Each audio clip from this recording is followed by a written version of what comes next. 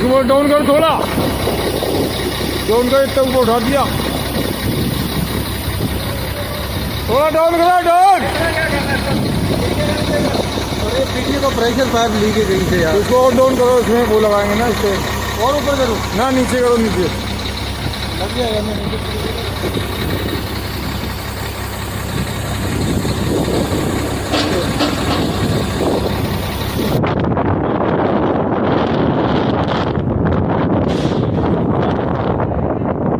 ये सारी फेरी थोड़ी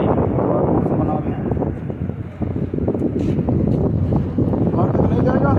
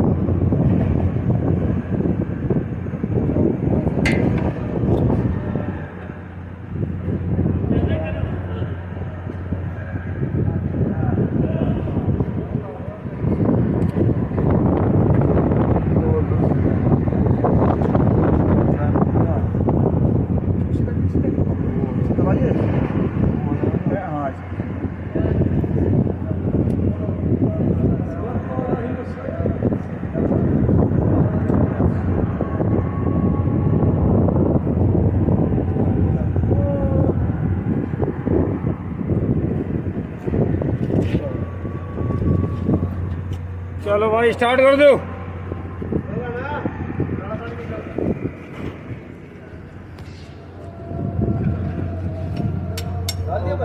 हाँ, स्टार्ट करो। हाँ,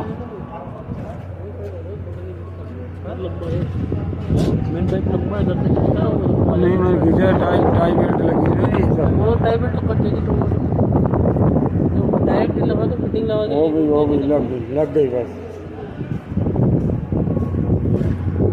स्टार्ट करो।